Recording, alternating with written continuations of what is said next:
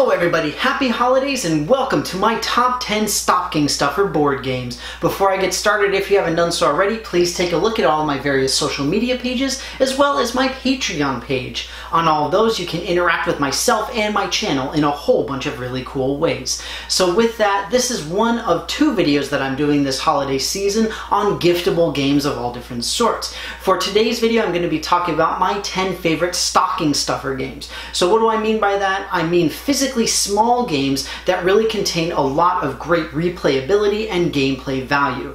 I decided to go with games that are not heavily thematic, games that are really easy to learn and play, various player counts, and just pretty much good for anybody. That's what I wanted to do with these videos, is just give some good general recommendations for you guys. But that said, you guys know I love to hear from you. What are your favorite games to give and or receive, whether it's a holiday season or birthday or whatever it happens to be? Please let me know any and all of your thoughts in the comments below. But with that, we're going to go ahead and get started with my number 10.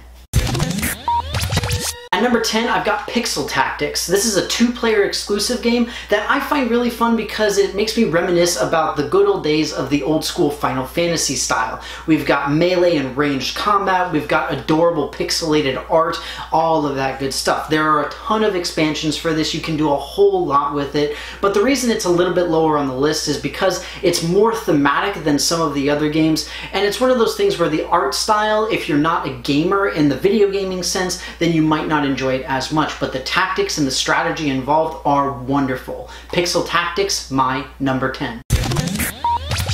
At number 9, I've got Hanabi. I wanted to have at least one cooperative game on this list, and I decided, at least in this case, on Hanabi because it's a very, very small package, and it's a really fun social game. It gets everybody at the table talking to one another, and what are you doing? You're making a fireworks show. It's something that pretty much anybody can connect with, at least at some level. The reason that it's so low on the list, though, is because it tends to be a rather difficult game, and it's one of those where if you're not used to playing it, it can be really, really frustrating. After you get used to it though, and you understand what the other people are saying, how to go about giving the clues and taking the information to heart, all that kind of thing, it becomes a lot more fun, and it's a game that actually is possible to win. Not to mention you've got replayability in terms of having multiple colors that you can use and all sorts of other really great stuff. Hanabi, my number 9.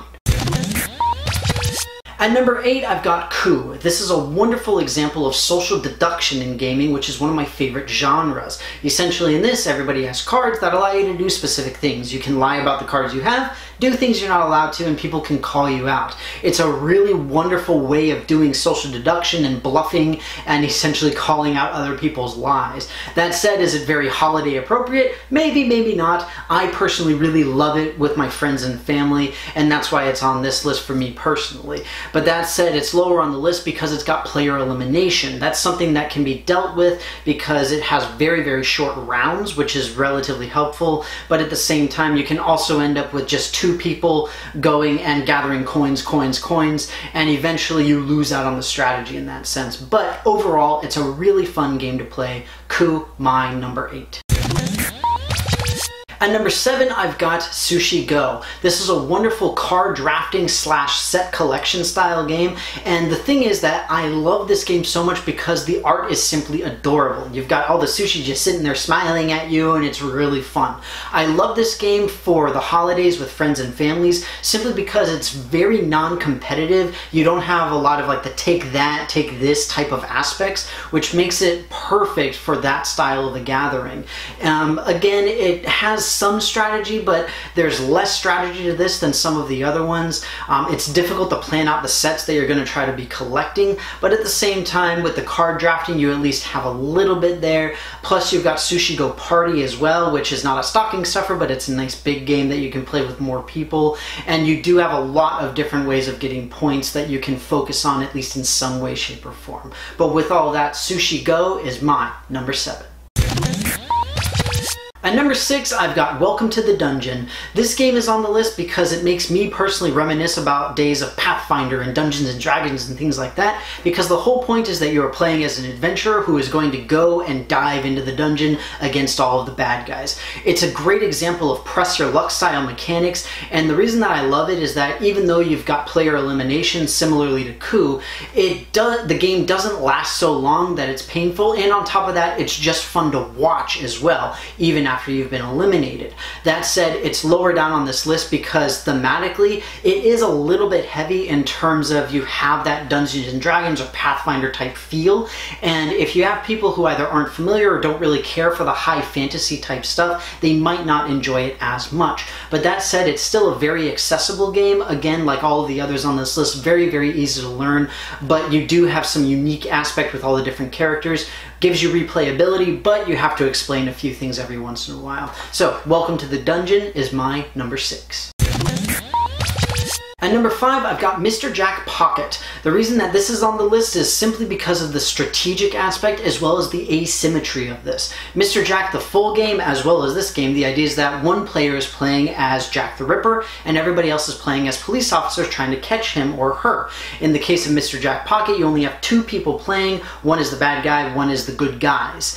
And effectively, you're just going around trying to catch them. So the asymmetry of this aspect comes into play where you have very distinct play styles depending on if you're playing as Jack versus the police officers. The problem is, again, it's only a 2-player game. While it's not very thematic, it does have kind of that dark twist to it. So is it really appropriate for the holidays? Not necessarily, but anybody who is a gamer or anybody who's being introduced to gaming would really potentially enjoy this, especially because it's effectively 2 games in one. So Mr. Jack Pocket, definitely not a bad choice, and my number 5.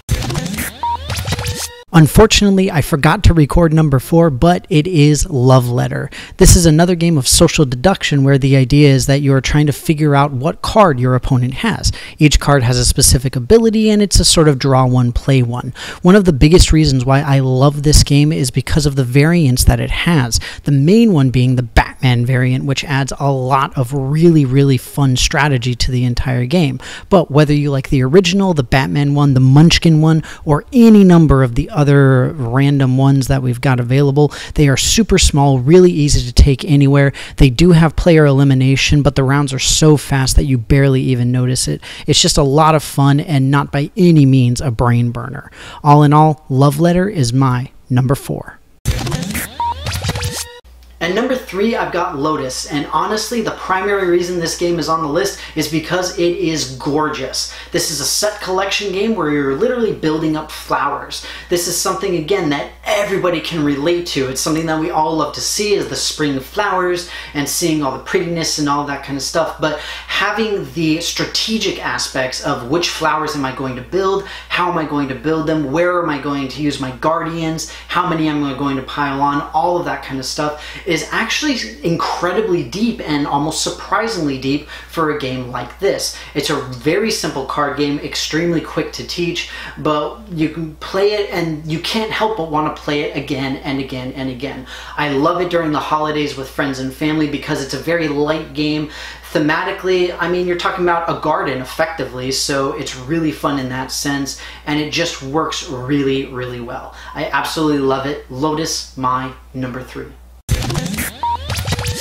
At number 2, we continue the gardening theme with Arboretum. This is a game that was recently reprinted and I'm so excited that it was. In this particular case, you've got different trees that you're trying to grow, and again, you're doing a sort of set collection and gradual building type of thing. Again, the art is absolutely beautiful. Everybody can relate to the theme of wanting to grow trees, make the world be more beautiful, all of that kind of thing. Like a lot of the games on this list, it's not really competitive.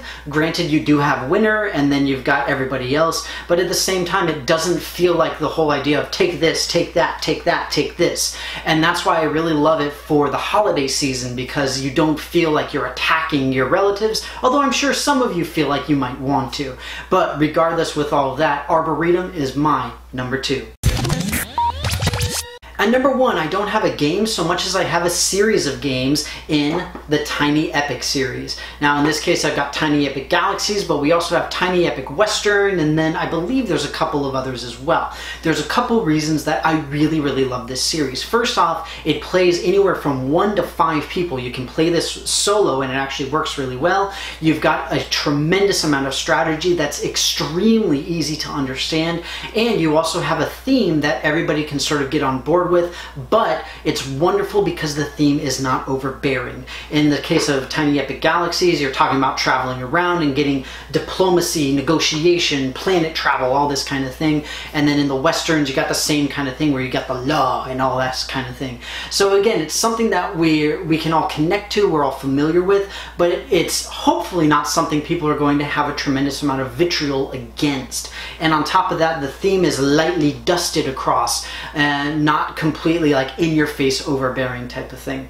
And again, the gameplay itself, very simple. It's extremely easy to pick up and play, and I absolutely love the series. It's a tremendous amount of fun. Like many of the other ones on this list, again, you don't have that extremely competitive aspect where yes, you're going against your opponents, but you're not directly attacking them and defending and things like that, at least not to a great extent in these games, which is why I love them so much.